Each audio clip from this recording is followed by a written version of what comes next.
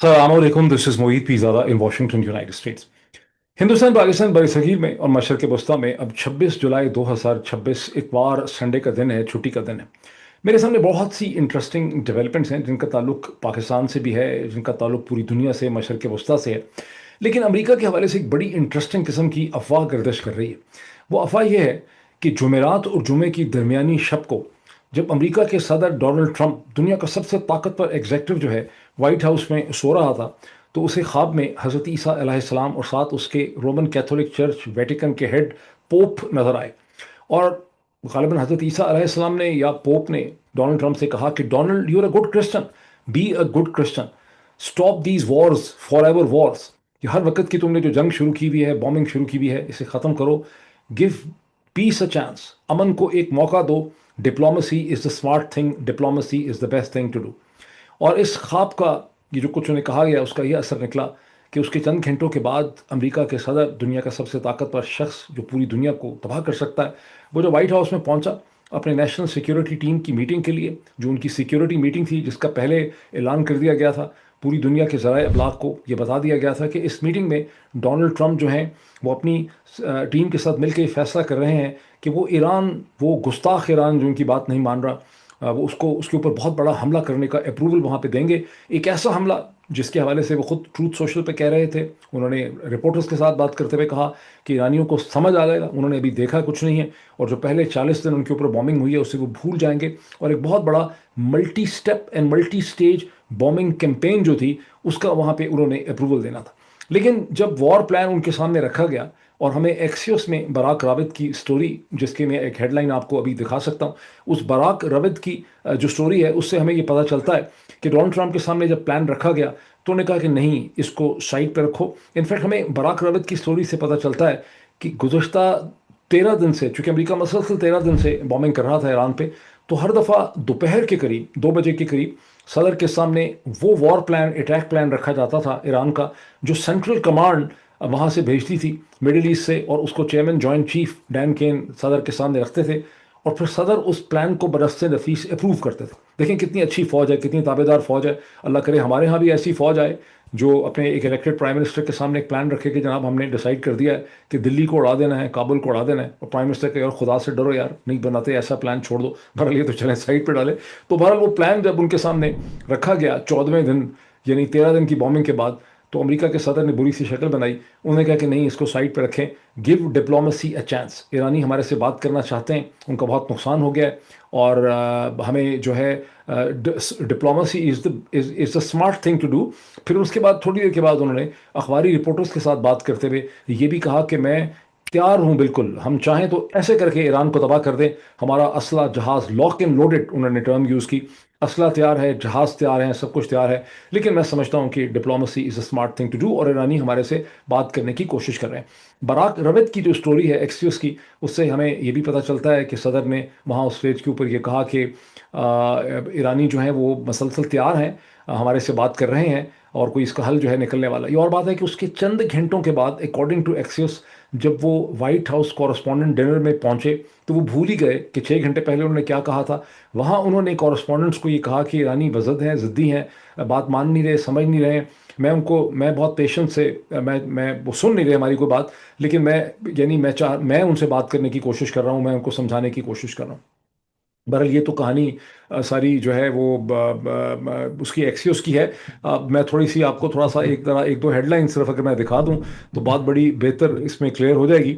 ये आप देखिए, ये एक्सियोस स्टोरी है जो कहती है कि Trump ordered military not to conduct strikes in Iran Friday, और इसमें ये भी जिक्र है कि जैरेड कुश्नर की तरफ मुड़ के उन्होंने कहा कि जैरेड, तुम्हारा क्या ख्याल है, और जैरेड ने कहा कि डिप्लोमेसी से और इकोनॉमिक प्रेशर्स के जरिए भी हम अपना हल जो है अब हम निकाल सकते हैं। और आप अच्छी तरह समझते हैं कि जब जैरेड कुश्नर और स्टीव विटकॉफ जो हैं वो पाकिस्तान के फील्ड मार्शल के साथ भी उनका राब्ता मसलसल रहता है, इसका मतलब है कि फील्ड मार्शल की दोबारा ज़रूरत जो है वो महसूस की जा रही है। लेकिन प्रॉब्लम यह है कि ये जो स्टोरी मैंने आपके सामने दूसरी खोल के रख दी है, Trump holds off on major escalation against Iran as advisers raise concerns, और इसकी सब हेडलाइन कहती है, among the worries is that expanded hostilities could dangerously drain the diminished stockpile of air defense munitions in the Middle East। यहाँ से मैं वापस आता हूँ और मैं थोड़ा सा अब आपको बताऊं कि कहानी हुई क्या।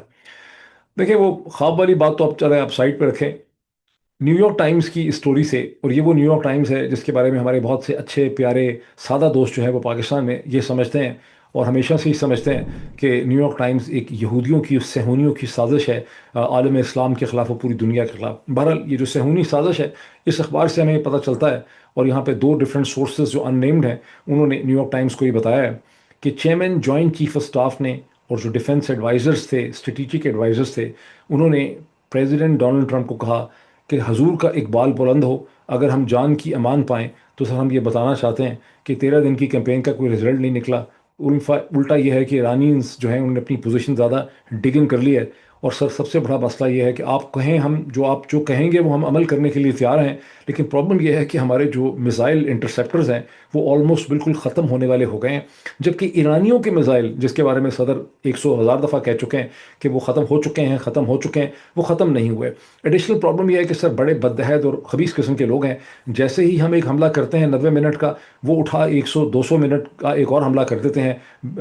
بحرین کے اوپر کر دیتے ہیں، قطر کے اوپر کر دیتے ہیں، کویت کے اوپر کر دیتے ہیں، جارڈن پہ کر دیتے ہیں۔ اور سر اگر انٹرسیپٹر ہمارے ختم ہو گئے تو وہاں پہ ہماری جو فوج ہے، الٹا انہوں نے یہ اعلان کر دیا ہے کہ جن پرائیویٹ گھروں میں اور ہوٹلوں میں ہم نے اپنی آفیسر رکھے ہیں وہ ان کو بھی ٹارگٹ کر سکتے ہیں۔ اب ان کے میزائل ختم نہیں ہوئے سر، ہمارے انٹرسیپٹر جو ہیں وہ ختم ہو گئے ہیں، سینٹ کام کے پاس کم از کم نہیں ہے، یا تو ہم کہیں سے ان کو ریکوائر کریں انڈر دا سرکمسٹانسز۔ آپ کہتے ہیں تو ہم کچھ بھی کرنے کو تیار ہیں، لیکن آگے ذرا چیزیں کرنی ذرا مشکل ہو جائیں گی۔ یہاں پہ ہمیں یہ بھی پتہ چلتا ہے جب ہم اس کو غور سے پڑھتے ہیں کہ جو اسرائیل کو اس جنگ سے دور رکھنے کی کوشش کی گئی ہے، اس کی وجہ یہ ہے کہ اسرائیل کو بھی تو اپنے ڈیفنس کے لیے انٹرسیپٹر ہی چاہیے، اور ایرانیوں نے غالباً 20 سال تیاری کی ہوئی تھی اس جنگ کی، ان کے پاس میزائل جو ہیں وہ بہت زیادہ ہیں۔ تو یہ وہ قصہ ہے جس کے سرکمسٹانسز میں اب یہ خبریں اس وقت آپ کو ایکسپریس ٹریبیون کے اوپر بھی ہیڈ لائن ملے گی، ڈان کے اوپر بھی ملے گی، لیکن اصل کہانی بڑی سمپل سی ہے کہ جب فرائیڈے کی میٹنگ ہوئی تو پریزیڈنٹ کو یہ پتہ چلا کہ سر انٹرسیپٹر جو ہیں ختم ہو گئے ہیں، یا تو ہم انٹرسیپٹر جو ہیں بندوبست کر لیں۔ اب جب ہم ان ساری ڈیولپمنٹس کو دیکھتے ہیں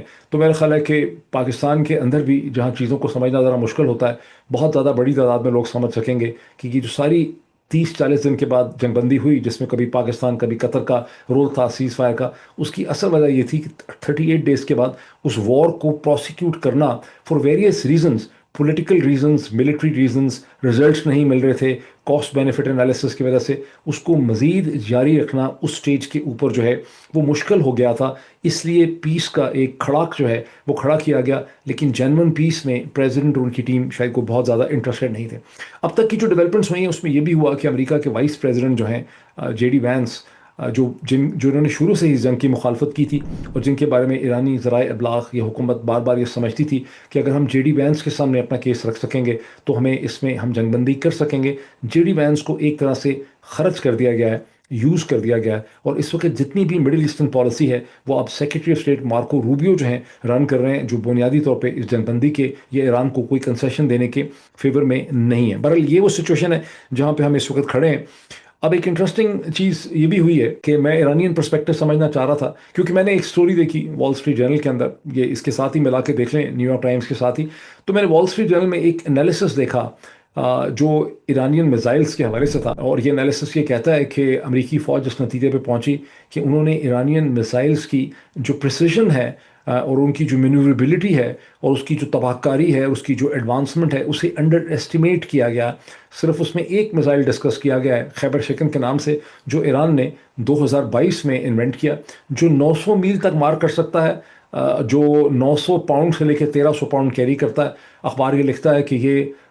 اسلام کی ابتدائی تاریخ جو تھی مکہ اور مدینہ کی، اس زمانے میں جو ٹرم تھی خیبر کی، خیبر شکن، یعنی حضرت علی رضی اللہ تعالیٰ عنہ سے اسے ڈیرائیو کیا گیا ہے، ان سے اسے کنیکٹ کیا گیا ہے۔ یہ غالباً اسرائیل کے خلاف بنایا گیا تھا، لیکن ایرانی جو ہیں وہ اتنے بدعہد اور انسنسیئر ثابت ہوئے کہ بنایا اسرائیل کے لیے تھا، لیکن وہ کویت پہ بھی وہ مار رہے ہیں، وہ قطر میں بھی وہی ٹھوک رہے ہیں، وہ بحرین میں بھی وہی ٹھوک رہے ہیں، وہ جارڈن میں بھی وہی ٹھوک رہے ہیں۔ اور اخبار اس کی تفصیلات دیتا ہے کہ یوں سارے ہی بیلسٹک میزائلز، اس کا آپریشن ایکسپلین کیا ہے وال اسٹریٹ جرنل نے، کہ سارے ہی بیلسٹک میزائلز پہلے اوپر ایٹماسفیئر میں جاتے ہیں، وہاں سے آ کے پھر اپنے ٹارگٹ کو ہٹ کرتے ہیں، لیکن یہ ایسا شیطان قسم کا میزائل ہے کہ یہ بار بار اپنی ڈائریکشن چینج کر لیتا ہے، اس کی مینیوربلٹی بہت زیادہ ہے، اس کی سپیڈ بہت زیادہ ہے، یہ غالباً 5 یا 6 میک کے اوپر ٹریول کرتا ہے، اور اس نے پوری کی پوری تباہی جو ہے وہ مچا دی ہے۔ تو جب چیئرمین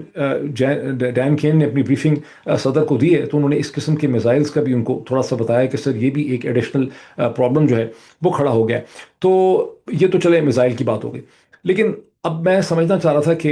ईरानियंस का क्या पर्सपेक्टिव है। मैंने अल जज़ीरा को देखा, आगे पीछे से देखा, लेकिन मैं यूजली तौर पे प्रेस टेलीविज़न की साइट के ऊपर जाता हूँ। तो मैंने जब प्रेस टेलीविज़न की साइट पे जाने की कोशिश की, तो मैंने एक अजीब व गरीब किस्म की चीज़ देखी। और वो अजीब व गरीब चीज़ ये है, जो मैं आपको स्क्रीन के ऊपर दिखाता हूँ, ये आप देख लें। ये मैं अमेरिका में बैठा हूँ, प्रेस टेलीविज़न ऊपर ये देख लें, ये है www.presstv.ir। इसमें लिखा है, your connection is not private, attackers might be trying to steal your information from www.presstv.ir, for example, passwords, messages or credit cards. Learn more about this warning. मैंने बड़ी कोशिश की कि यहाँ से मैं इसको बाईपास करूँ किसी तरह से, लेकिन इसका कोई बाईपास जो है वो नहीं हो सका, और मैं प्रेस टेलीविज़न की साइट जो है अमेरिका में नहीं खोल सका। अब बहुत से लोग मैं देखता हूँ कमेंट करते हैं मेरे इस यूट्यूब के ऊपर कमेंट सेक्शन में, कहते हैं डॉक्टर साहब आपका पैट्रियन पेज मैं खोल रहा हूँ, मैं पाकिस्तान में हूँ, पैट्रियन पेज नहीं खुल रहा। बाज़ लोगों ने लिखा है मैं दुबई में हूँ, वहाँ नहीं खुल रहा। कोई कहता है मैं सऊदी अरब में, वहाँ नहीं खुल रहा। लेकिन सऊदी अरब, मुत्तहिदा अरब इमारात और पाकिस्तान की रियासतें तो बनी ही इसलिए थी कि लोगों को इन्फॉर्मेशन ना मिल सके,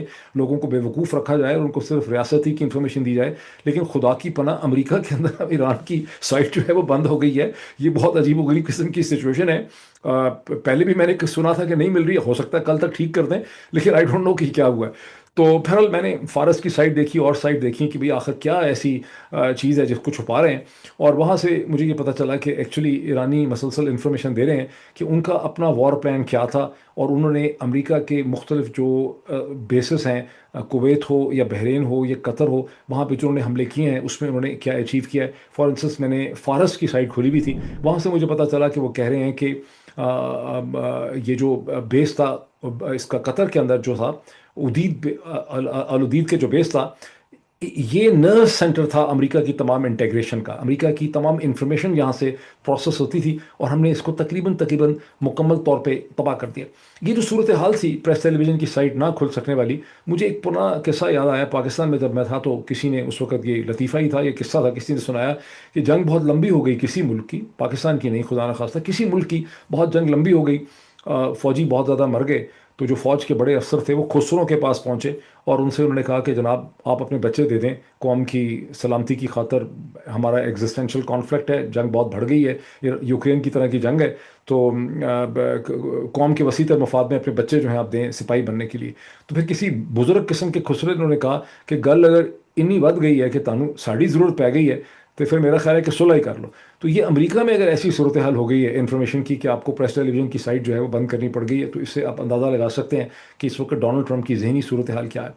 ब्रॉडली स्पीकिंग क्या है कि डोनाल्ड ट्रंप ने गैम्बल किया कि 2 हफ्ते की मैसिव बॉम्बिंग का। उनका ख्याल था कि ईरान के कदम लड़खड़ा जाएंगे, ईरान से उनको अपनी मर्ज़ी की डील जो है वो मिल जाएगी। बदकिस्मती फॉर डोनाल्ड ट्रंप ऐसा नहीं हो सका, ईरान उधर ही खड़ा है। ईरान का जो पेन थ्रेशोल्ड है वो बहुत ज़्यादा है, जैसा कि प्रोफेसर जॉन मर्शैमर ने हमें कई दफ़ा बताया कि वजह यह है कि ईरानियंस को बड़ी क्लैरिटी है कि पीछे मुड़ेंगे तो पत्थर के हो जाएंगे। उनको अंदाज़ा है कि अगर हम अगर डोनाल्ड ट्रंप की टर्म्स एंड कंडीशन पर सरेंडर कर देंगे तो फिर हमारी उसके बाद हमारा कोई सर्वाइवल जो है वो नहीं हो सकेगा। अब डोनाल्ड ट्रंप ने ये कहा है कि मैं डिप्लोमेसी के ज़रिए उसी तरह का एमओयू जो मुझे उस वक्त वाइस प्रेसिडेंट जेडी वैंस ने दिलवाया था, मैं एक बार फिर वो हासिल कर लूँगा। Unfortunately for Donald Trump, Brett Eriksson, जिनका मैं ट्वीट आपको स्क्रीन पे दिखा सकता हूँ, ब्रेट एरिक्सन जो है उन्होंने एक एनालिसिस ऑफर किया है। लेकिन ब्रेट एरिक्सन कौन है? ब्रेट एरिक्सन एक बड़े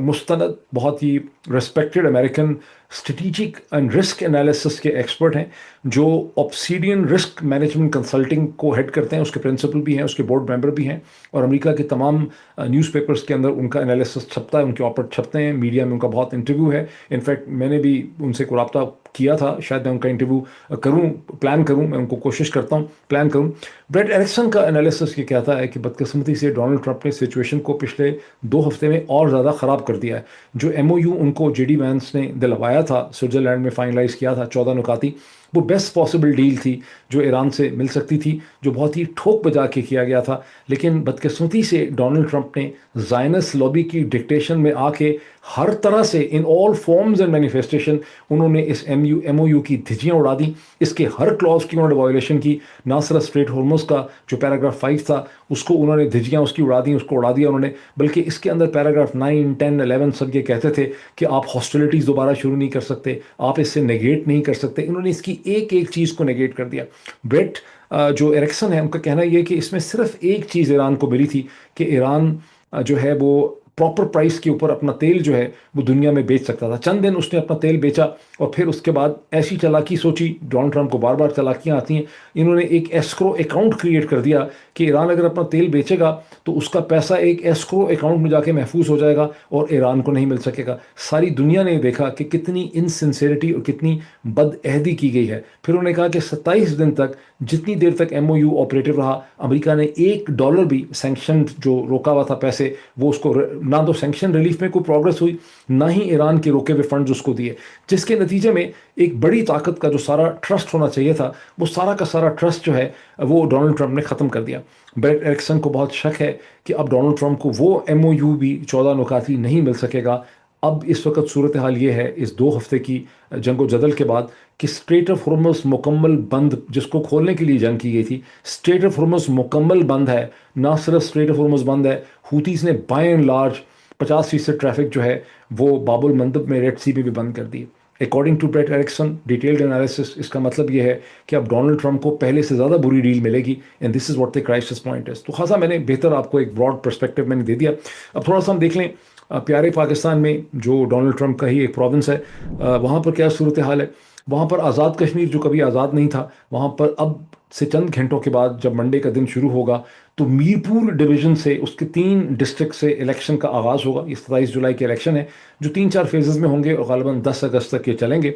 और मज़े की बात यह है कि 2000 से ज़्यादा पोलिंग स्टेशन है, उसमें तकरीबन कई सौ पोलिंग स्टेशन को सेंसिटिव करार दे दिया गया। दूसरी तरफ से खबर यह है कि जॉइंट अवामी एक्शन कमेटी के साथ जो एक सो कॉल्ड नेगोशिएशन या पीस या जो भी हुआ था वो ब्रेक कर गया है, और वो दोबारा किसी मूवमेंट की बात कर रहे हैं। उसकी मैंने वैसे किसी कंफर्म जगह पे तो मैंने उसकी डिटेल्स नहीं देखी किसी भी साइट के ऊपर लिखी हुई, अलबत्ता तो मुझे सोशल मीडिया से पता चल रहा है। आई डोंट नो कि उसकी क्या डिटेल्स हैं। मीनवाइल ये है कि मोहतरमा मरियम नवाज साहिबा जो तशरीफ़ लाई थी बनस्ते नफीस अपने वालिद साहब के साथ, नवाज शरीफ साहब के साथ, जिन्होंने आज़ाद कश्मीर के लोगों को एक बहुत ही खूबसूरत और सुहाना ख्वाब दिखाया था। उनकी जो सुहाने ख्वाब की 10 बसें थीं सब्ज़ रंग की, जिसके ऊपर मरियम नवाज के पोस्टर और तस्वीरें लगी हैं, बहुत खूबसूरत सी, वो मुजफ्फराबाद पहुंच गई। वहाँ पे पीपल्स पार्टी ने बड़ी दुहाई दी है कि भाई ये इलेक्शन के से पहले आप, ये पंजाब की हुकूमत यहाँ पे क्या कर रही है। और इलेक्शन कमीशन जो है आज़ाद कश्मीर का, जिसको ग़ालिबन एक रिटायर्ड जस्टिस साहब जो हैं मुस्तफ़ा मुग़ल साहब हेड करते हैं, उन्होंने भी बड़ा वाक़या मचाया है कि ये इलेक्शन के कवानीन की और उसके एथिकल फ्रेमवर्क की उसकी तमाम खिलाफवर्जी है, इसकी इजाज़त जो है वो नहीं दी जाएगी। भाई अगर इलेक्शन कमीशन इतना ही सीरियस है खिलाफवर्जी करने में, तो आप इसे कहते हैं बसों को कोहाला में, जब बेचारे लीडर जो हैं वो तहरीक तहफ़्फ़ुज़ से आईन पाकिस्तान के कोहाला से एंटर नहीं कर सकते लोग अपनी 2 टांगों के ऊपर, तो 10 बसें अगर कोहाला से एंटर करके मुजफ्फराबाद में पंजाब हुकूमत की दाखिल हो गई हैं, तो चीफ इलेक्शन कमीशन को आज़ाद कश्मीर की चाहिए कि मुजरा करने के बजाय पुलिस को हुक्म दें कि बसें इंपाउंड कर लें, बसों को वापस लाहौर भेज दें। कौन सा कोई बहुत ज़्यादा मुश्किल काम है। लेकिन अब जिस तरह से पाकिस्तान में होता है कि ड्रामाबाजी जो है वो की जा रही है और लोगों को बेवकूफ़ बनाया जा रहा है, क्योंकि असल में ये फैसला हो चुका है। मैं समझता हूँ कि इस इलेक्शन के नतीजे में, इलेक्शन तो ड्रामा ही है आज़ाद कश्मीर में, पाकिस्तान में भी इलेक्शन ड्रामा ही है, तो आज़ाद कश्मीर में तो बिल्कुल ड्रामा रेस टू इन्फिनिटी है। तो यहाँ पर अब PMLN की हुकूमत बनाने का फैसला हो चुका है, बिकॉज जो भी गंद बला हुआ है वो हुआ भी पीपल्स पार्टी के ज़माने में है, फैसल राठौर साहब के। तो अब PMLN को यहाँ देखना है, 10 अगस्त को आप देखिएगा कि यहाँ पर PMLN बहुत बड़ी भारी अक्सरियत लेके कामयाब आपको होते नज़र आएगी।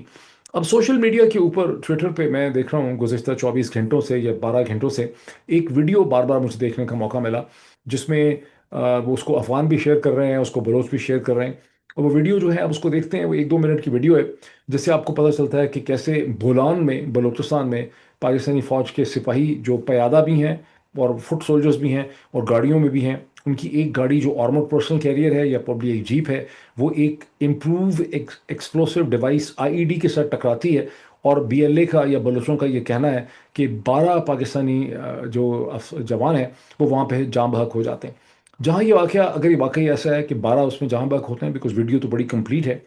अगर वाकई 12 वहाँ पे जाँ बहक हुए हैं उस गाड़ी की वजह से, तो जहाँ ये वाक़या बहुत ट्रेजेडी है, ये बहुत दर्दनाक वाक़या है, वहाँ ये पाकिस्तानी आर्मी के सीनियर अफसरान की बहुत इनकॉम्पिटेंस भी है। आप देखिए जितनी भी मॉडर्न आर्मीज़ हैं, उनका इंडिविजुअल इंस्टेंसेस में, इंसिडेंट्स में, हमलों में इतना लॉस ऑफ लाइफ एक टाइम पे नहीं होता जितना कि पाकिस्तानी फ़ौज का और पैरामिलिट्रीज़ का मसलसल हो रहा है। इसका मतलब ये है कि अपने सिपाही जो हैं उसकी ज़िंदगी की हिफाजत करने की अच्छी इंटेलिजेंट स्मार्ट स्ट्रेटजीज़ जो हैं वो फ़ौज ने नहीं बनाई। फॉर इंस्टेंस अगर एक आर्मर्ड पर्सनल कैरियर में, पहले तो ऐसे इलाके के अंदर कम ही लोग होने चाहिए जीप के अंदर या आर्मर पर्सनल कैरियर में, क्या उनकी हिफाजत के हवाले से कुछ ना कुछ इंटेलिजेंस स्ट्रैटेजीज जो हैं वो होनी चाहिए? मुझे ऐसा लगता है कि वो है नहीं है, जिसकी वजह से बहुत ज़्यादा लॉस ऑफ लाइफ जो है वो हो रहा है। अब एक बड़ी स्ट्रेंज किस्म की डेवलपमेंट भी हुई है जो गुज़श्ता 24 घंटों में, बहुत ही इंटरेस्टिंग। और वो ये है कि ओपन एआई, जिसके नाम से आप वाकिफ़ हैं, जिसने चैट जीपीटी बनाई है, जिसका पूरी दुनिया में चर्चा है, एक दिन 1.5 दिन पहले उसका, 1.5 दिन पहले तो नहीं हुआ, ये कई दिन से हो रहा था, लेकिन उसका एक एजेंट, एआई एजेंट जो है वो रोग हो गया, जो एक किसी एक्सपेरिमेंटल फेज में था। वो वहाँ से निकल के इलेक्ट्रॉनिकली उसने जाके अमेरिका की एक और कंपनी हैक कर ली और वहाँ पे सारा का सारा कारोबार उसके जाके संभाल लिया। 2-3 दिन तक ये क्राइसिस रहा उस कंपनी के लिए। ओपन एआई को नहीं पता चला, उन्होंने एफबीआई को बुलाया, एफबीआई ने उस ओपन यानी एआई का जो एजेंट है उसे डिस्कवर किया, फिर दरवाज़ा उन्होंने जाके खटखटाया ओपन एआई का, जो सैम एल्टमैन की कंपनी है। तब उनको पता चला कि उनका एक एआई एजेंट जो है आर्टिफिशियल इंटेलिजेंस का, वो आज़ाद हो गया, उसने ये खप जो है वो दूसरी कंपनी में जाके डाल दी। इससे आप अंदाज़ा लगाएं कि चीज़ें जो हैं वो किस तरफ को जा रही हैं। अब एक बड़ी नेगेटिव बुरी खबर है, उदास खबर है, वो ये है कि जर्मनी के शहर बर्लिन में एक पार्क में, जहाँ पे गे प्राइड, गे एंड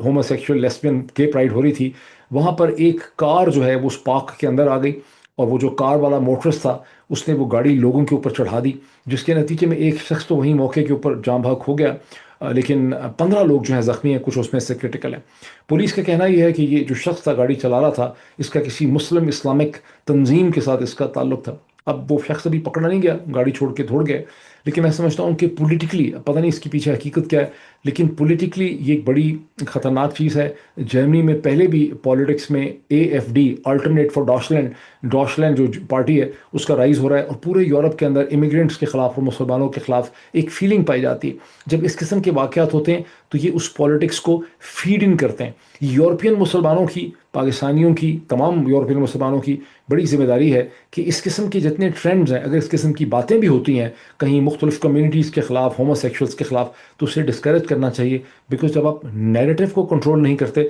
तो लोग एक्शंस भी करते हैं। मुझे नहीं पता कि इसकी असल हकीकत क्या है, लेकिन ज़ाहिर है कि इस पूरे के पूरे इमिग्रेशन क्लाइमेट जो है उसके ऊपर इसके असरात जो हैं वो मुरतब होंगे। अब इतना ही, फिर बहुत जल्दी आपसे दोबारा मुलाकात होती है। Thank you.